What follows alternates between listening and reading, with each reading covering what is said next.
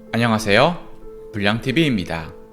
독일 바이에른 뮌헨은 2020년 유럽 정상에 오르면서 세계 최고의 클럽임을 증명했습니다. 2010년부터 독일 국가대표팀에 올라 바이에른 뮌헨의 주장까지 오른 이 남자가 바로 오늘의 주인공입니다. 4년 연속 월드베스트 11 골키퍼를 수상을 했으며 축구 역사 중 가장 창의적이고 공격적인 골키퍼로 골키퍼의 패러다임을 바꾼 혁명가.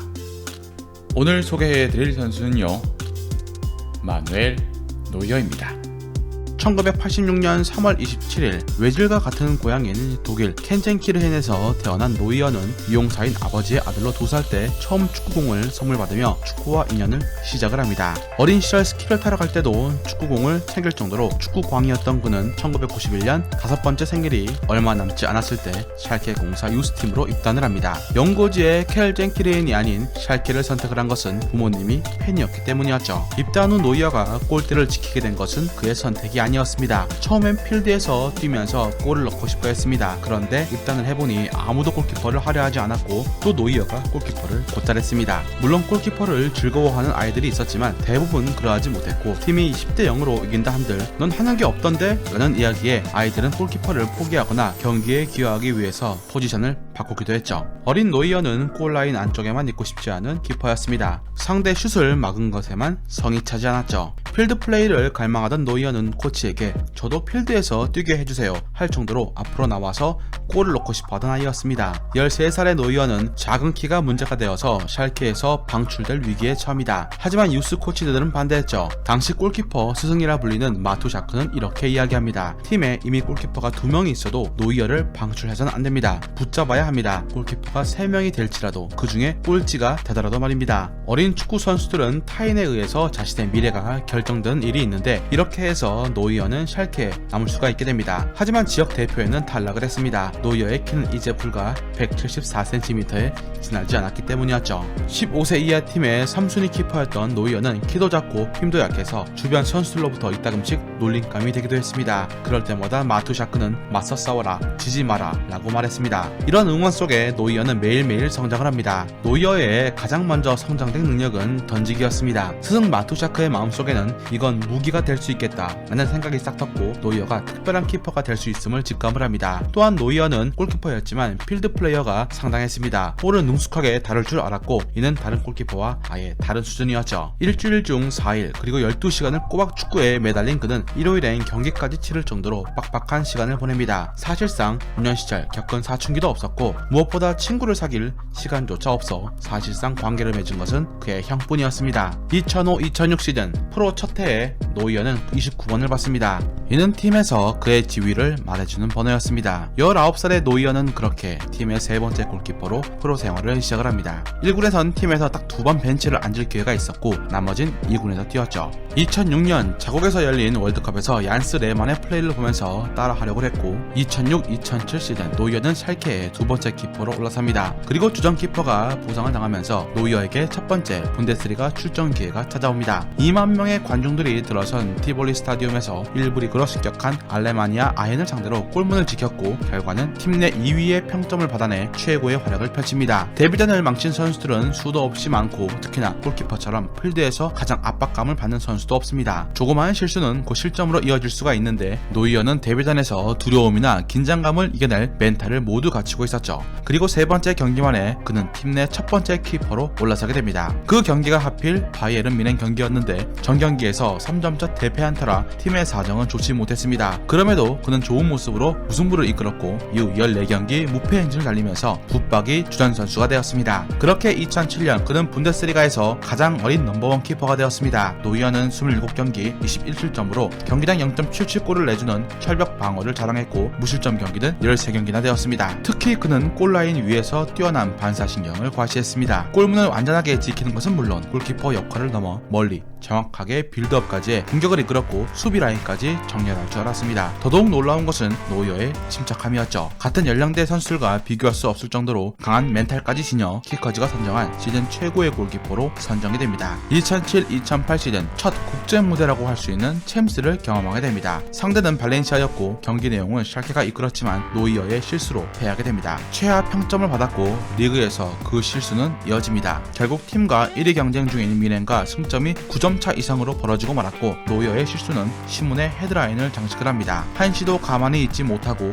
지나치게 활동적이며 오지랖도 넓어서 필드 플레이어들에게 맡겨도 될 일을 본인이 나서서 한답시고 긁어부스럼을 만드는 키퍼라는 비난이었습니다. 하지만 샬케 감독은 어떤 상황에서도 자신만의 플레이를 고수해야 한다며 노이어의 편에 섭니다. 2008년 3월 5일 샬케는 2004 챔스 우승팀 포르투와 16강전을 치릅니다. 이 경기에서 노이어는 승부차기까지 가는 접전 끝에 중심에 서면서 팀 최초 8강행을 이끌었습니다. 경기가 끝나고 난 후 노이어는 자신을 지지해준 슬롬카 감독에게 달려가 안깁니다. 슬롬카 감독은 노이어를 선택한 자신의 판단이 옳았다고 느낌을 받습니다. 2009년 6월 2일 국가대표 데뷔전까지 치른 데 이어서 U21 유로컵까지 넘나듭니다. 당시 노이어는 23살이었지만 유로컵 예선이 시작이 될 때 나이를 기준으로 해서 대표팀에 합류를 할 수 있게 됩니다. 이때 우승을 함께 합작한 멤버가 보아땡, 헤베데스, 훔멜스, 케디라 그리고 웨질이었죠. 이들은 몇 년 뒤 함께 브라질 월드컵에서도 발을 맞추게 됩니다. 2009-2010 시즌 샬케는 새로운 감독 마가트가 부임을 하면서 골키퍼 코치가 바이에른 뮌헨 백업 키퍼 출신 드레오로 바뀝니다. 노이어는 정경기를 출전을 하면서 팀에 일조했고 팀은 시즌 막판까지 뮌헨과 우승 경쟁을 펼칩니다. 그런 노고로 처음으로 골키퍼상을 수상을 합니다. 분데스리가 1부, 2부 리그에서 활약한 키퍼에게 주는 흰 조끼상을 받은 것이었습니다. 이후 노이어는 4번 더 수상을 하면서 명실상부한 독일의 넘버원 골키퍼로 인정을 받게 됩니다. 2010년 월드컵 독일의 1번 자리는 아들러로 낙점된 듯 했습니다. 그런데 갑자기 월드컵을 앞두고 늑골 부상을 당하면서 월드컵 출전이 좌절되고 말았죠. 따라서 노이어와 비제만이 경쟁 상황이었고 팬들은 이 둘보다 경험 많은 40살의 레만을 복귀시켜야 한다고 생각을 했습니다. 그런데 독일 대표팀의 선택은 노이어였습니다. 노이어는 인터뷰에서 자신이 될 줄 몰랐다고 말했지만 모든 독일인들에게는 그리 놀라운 일은 아니었습니다. 레브 감독이 추구하는 축구에서 빠르고 정확한 역습을 이끄는 방식으로 팀 전술에 가담할 수 있는 골키퍼가 바로 노이어였기 때문이었죠. 실제로 다음 이어진 경기인 헝가리전에서 필드 플레이어의 강한 면모를 보여주었고 포돌스키보다 더 많은 볼터치를 기록합니다. 24살의 대표팀의 골키퍼가 된 노이어는 공식 경기 출전 5경기에 불과했습니다. 독일은 조별리그에서 호주, 세르비아, 가나와 같은 조가 되었습니다. 호주의 키퍼 슈아처는 개성 없는 골키퍼라며 노이어를 조롱합니다. 하지만 노이어는 의연하게 말을 아끼죠. 아마 그 선수는 제 플레이를 못 본 것 같네요. 골키퍼에게 개성이 중요한 게 아니고 수비수들과 조화를 이루는 플레이 그리고 신뢰와 존중이라고 말했습니다. 독일과 호주의 경기는 4대0 독일의 승리였습니다. 독일은 준결승까지 안착했고 상대는 29살의 카시아스가 버티고 있던 스페인이었습니다. 경기에서 독일은 스페인의 수비를 번번이 차단했지만 상대 진영으로 올라갈 수 없는 게 문제였습니다. 결국 뿌열에게 통안의 골을 허용했고 카시아스가 2010 월드컵 골든글러브를 수상을 하게 됩니다. 엔케의 비참한 죽음과 아들라의 부상으로 우연히 월드컵 수문장이 된 노이어. 독일 축구는 큰 상처를 입었지만 노이어는 유로 2012에서 독일의 최초 조별리그 무패 기록을 이끌게 됩니다. 준결승에서 노이어의 무릎을 꿇게 만든 것은 이탈리아의 발로텔리였습니다. 2010-2011 시즌 24살의 노이어는 중대한 이적 결정을 하는 시기가 찾아오게 됩니다. 지난 시즌에 처참한 성적 일방적으로 혼자 막아내야만 했던 뮌헨 도르트문트전에 실망했고 감독 마가트에게 이적 요청을 합니다. 그러자 서포터는 분노합니다. 2011년 3월 2일 포칼컵 4강전 이날은 노이어가 샬케에 입단을 한 지 20주년이 되던 해였지만 경기장의 분위기는 냉랭했습니다. 상대팀 서포터 뮌헨 팬들도 노이어의 바이에른 이적설에 강한 거부감을 드러냅니다. 샬케의 절대적인 신봉자인 노이어를 절대 받아들일 수가 없었던 것이었죠. 2년 전 노이어는 뮌헨 원정 경기에서 코너 플래그에서 바이에른 팬들을 자극을 했고 그들에게 잊을 수 없는 기억으로 남아있었습니다. 당시 플래카드에는 너는 이렇게도 경멸하고 멸시하는 이들을 위해서 뛰겠다고 샬케 새끼야 너는 자존심도 없냐? 라는 문구가 경기장에 내걸렸습니다. 하지만 경기의 승자는 노이어였습니다. 샬케는 라울의 결승골로 뮌헨을 꺾었고 뮌헨의 단장 울리 헤네스는 바이에른 서포터들에게 분노를 감추지 못하며 노이어에게 공식적으로 사과했습니다. 이처럼 큰 규모로 한 선수의 영입을 반대한 것은 분데스리가 역사상 처음 있는 일이었습니다. 2011년 노이어는 이적 의사를 공식적으로 전달합니다. 그리고 챔스 4강전에 집중을 했죠. 상대가 거함 맨유였기 때문이었습니다. 전반전 루니와 박지성의 슛을 깔끔히 처리했고 전반을 무실점으로 마칩니다. 하지만 후반 노이어도 어쩔 수 없는 순간이 찾아왔고 두 골을 헌납합니다. 이 경기를 본 벵거 감독은 14대 2로 끝났을 경기 노이어 대 맨유의 경기라고 평할 정도로 노이어 혼자 상대하다시피 했습니다. 버거슨도 노이어를 극찬을 했죠. 노이어는 맨유가 지금까지 만난 골키퍼 중에 가장 뛰어난 선수였습니다. 맨유의 전설적인 골키퍼 피터 슈마이켈은 버거슨은 노이어를 영입해라 라고 조언을 합니다. 실제로 맨유는 샬케의 노이어에게 관심을 전달했지만 퍼거슨은 이미 바이에른과 합의한 것으로 보고 회의적으로 물러납니다. 이런 극찬에 가장 묘한 것은 샬케 팬들로 노이어가 떠난다면 바이에른이 아닌 외국으로 가길 바랬습니다. 맨유는 하지만 반대사리의 대안으로 데에야를 선택을 했죠. 뼛속부터 샬케 팬인 노이어의 형은 그의 이적을 이해했습니다. 마누엘이 축구는 자신의 일이라고 하더군요. 내일 어떤 일이 어떻게 발생할지 모르는 거죠. 저는 동생의 결정을 이해합니다. 하지만 그는 여전히 미넨과 샬케가 붙으면 샬케를 응원을 했습니다. 샬케는 2011 시즌이 끝나고 리그 14위를 기록합니다. 이 시즌 강등을 피한 것은 전적으로 노이어 덕분이었죠. 그뿐만이 아니라 포칼컵 우승컵을 들어 올릴 수가 있었던 것도 노이어의 활약이 있어서였습니다. 한 시즌이 끝나고 더 있으면 FA로 나가는 것을 노이어는 샬케에게 320억을 남기고 미넨으로 떠나게 됩니다. 2011-2012 시즌 알리안츠 아레나의 선수의 첫날 우려와 달리 노이어에 대한 영입 반대 움직임은 없었고 박수가 가득 찼습니다. 8월 7일 첫 데뷔전에서 그는 같은 신입생인 보아텐과 함께 거하게 삽질하며 골을 내줍니다. 페이스북엔 그를 조롱하거나 비난하는 글들이 난무했고 이 경기에서 승자는 상대 키퍼 19살의 테어 슈테켄이 되었습니다. 그의 첫 시즌 시작은 쉽지 않았습니다. 지금까지 미넨 팬들 골키퍼 기준은 올리버 칸이었죠. 따라서 정반대의 스타일을 가진 노이어가 결코 관중들에게 적응될 리 만무했습니다. 시간이 필요했고 1147분의 무실점 행진으로 팬들은 그에게 빠져들게 됩니다. 첫 시즌 33경기에서 22골을 내주면서 리그에서 가장 적은 골을 내어준 키퍼로 기록이 됩니다. 첫 시즌 그럭저럭 괜찮았습니다. 하지만 이렇다 할 활약도 없었죠. 베스트 키퍼는 20살이 된 레버쿠젠의 레노에게 들어갔고 노이어는 반면 10위 안에도 들어가지 못했습니다. 팬들에게 어필한 강력한 한방이 필요했고 그 무대가 된 것이 바로 챔스 준결승이었습니다. 레알과의 승부차기에서 노이어는 호날두와 카카의 슛을 모두 막아냅니다. 원정 경기에 함께한 팬들은 마누를 크게 외칩니다. 주장 필립 람도 인터뷰에서 우리 골키퍼가 오늘의 영웅입니다 라고 말했죠. 첼시와의 챔스 결승은 한편의 드라마였습니다. 밀러와 리베리가 교체가 되어서 미넨은 키커가 많지 않았습니다. 승부차기까지 가는 승부에서 노이어는 세 번째 키커로 나와서 골을 성공시킵니다. 스코어는 3대1, 우승이 눈앞에 아른거렸습니다. 하지만 슈바인슈타이거와 올리치의 슛이 모두 실패로 돌아갔고 반면 첼시는 모두 성공을 시킵니다. 3대4로 패하게 되면서 미넨은 시즌 준우승을 3번이나 하면서 트리플 2위에 그치고 말았습니다. 2013년 5월 어느새 27살의 청년이 된 노이어. 이에 미넨은 역사상 가장 빠르게 우승을 확정지었고 그 역시 18실점을 기록해 최고의 한 해를 보냅니다. 무실점은 무려 18경기였죠. 이제 그의 시선은 챔스 우승으로 갑니다.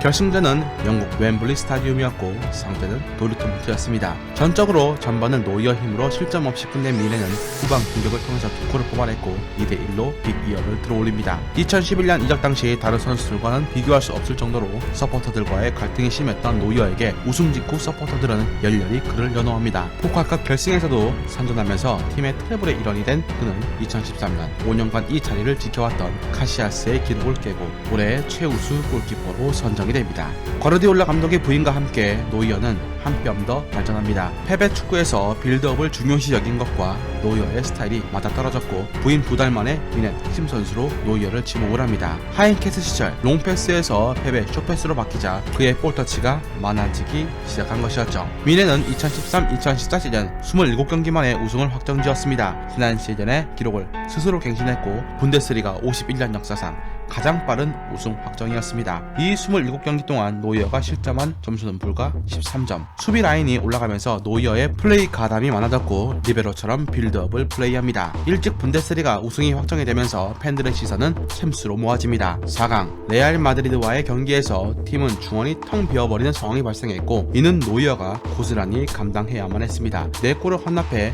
팬들 사이에선 4골이나 허용한 노이어에게 발롱도르 수상이 말이 안 된다며 비난을 퍼부었습니다. 하지만 노이어는 미넨과 2019년까지 재계약을 맺습니다.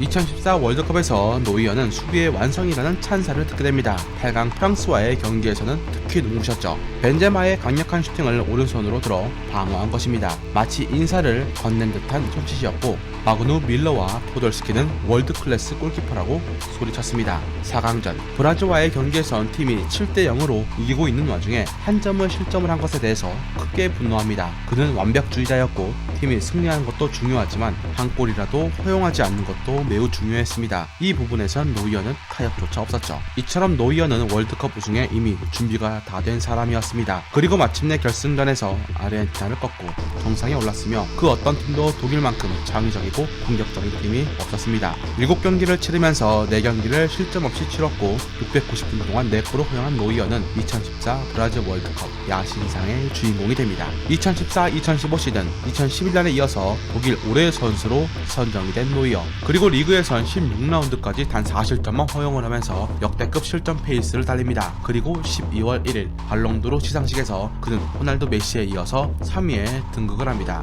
발롱도르만 빼면 노이어는 한 해 골키퍼로 쌓을 수 있는 업적은 모두 다 쌓았습니다. 세계 3대 키퍼 중 다른 원톱으로 인정을 받았고 완벽함 그 자체이기도 했죠. 기록으로 보면 가장 높은 선방률을 기록한 선수가 노이어였고 챔스 조별리그 중 4경기가 무실점이었습니다. 아쉽게도 팀 성적은 포칼컵 4강, 챔스 4강에서 모두 미끄러집니다. 분데스리가 3연패라는 기록 하나로 만족해야만 했죠. 2015-2016 시즌 월드베스트 11 3년 연속 선정 최정상 키퍼로 우뚝 섰고 발롱도르 투표에서 골키퍼 중 가장 높은 7위였습니다. 그런데 챔스에서 지난해와 마찬가지로 또 4강에서 멈춰야만 했습니다. 아틀레티코전에서 토레스의 슛을 막는 등 팀을 벼랑 끝에서 구해내기도 했지만 한 골이 부족한 미넨이었습니다. 이런 아쉬움을 그나마 포칼컵에서 만회하며 벤더의 페널티킥을 막아 우승의 1등 공신이 됩니다.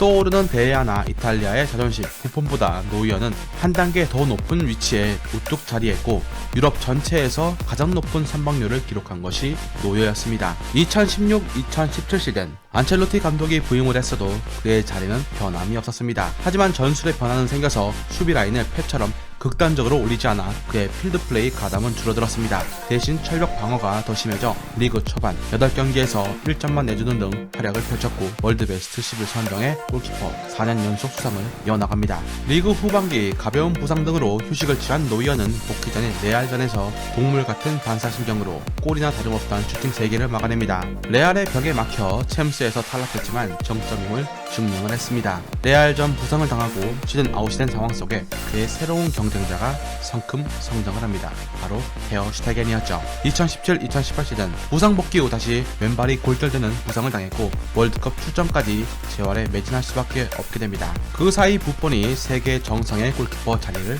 다시 탈환을 했죠. 사실상 시즌 전체를 날린 상황에 월드컵에 나갔지만 대한민국에게 카운터를 얻어맞으면서 역사상 조별리그에서 독일이 최초로 탈락하는 아픔을 겪습니다. 2018-2019 시즌 민헨의 수비력이 전 시즌에 비해서 많이 약해지면서 노이어의 클린시트 횟수도 감소합니다. 게다가 2017년 이전까지 거의 부상을 당하지 않던 그가 손가락 근육 부상 등으로 결장수가 늘어나게 됐죠. 물론 노이어의 실력에는 의심을 할 수가 없었지만 말입니다. 독일 현지에서 고개를 들기 시작한 노이어 비관론. 이제 노이어는 무적이 아니다 라며 전성기가 끝나버려 예전만큼의 기량이 없다는 평이 나온 것이었습니다. 하지만 미넨 구단은 콧방귀를 뀌며 노이어와 2023년까지 재계약 후 비관론을 일축을 합니다.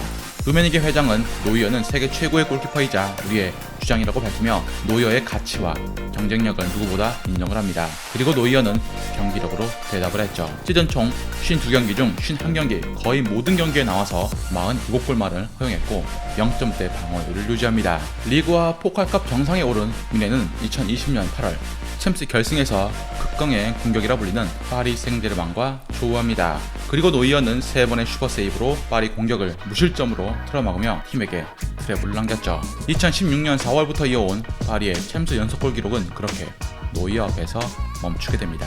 많은 이들이 노이어에게 다른 선수들보다 더 혁신적인 골키퍼라고 칭합니다. 이에 대해서 노이어는 저는 제가 그냥 골키퍼라고 생각을 하지 않습니다. 함께 뛰는 골키퍼죠 라고 말했습니다. 결국 노이어에게 혁신적인 골키퍼란 골키퍼의 자질을 갖춘 필드 플레이어라는 의미. 노이어가 가져온 가장 큰 결실은 어린 친구들에게 골키퍼라는 포지션이 얼마나 매력적인지 보여줬다라는 것입니다. 할 일 없이 경기의 대부분을 그냥 지켜보며 소외되는 것이 아닌 플레이에 가담하는 것, 볼터치의 기회를 찾는 것, 패스를 통해서 동료들과 소통하는 것으로 더 이상 골키퍼가 아웃사이더가 아님을 노이어가 증명을 했습니다. 전 세계적으로 불고 있는 축구혁명 중심에 서고 있는 마누엘 노이어. 그가 새롭게 세운 골키퍼의 정의, 그리고 그의 남은 축구 인생을 기대해봐도 좋을 듯합니다. 즐겁게 보셨다면 구독과 좋아요 클릭을 부탁드립니다. 다음 이야기에선 찰랑거린 긴 머리와 왕성한 활동으로 우아하고 아름다운 플레이를 펼쳤던 미드필더 한 분에 대해서 소개해드리고자 합니다.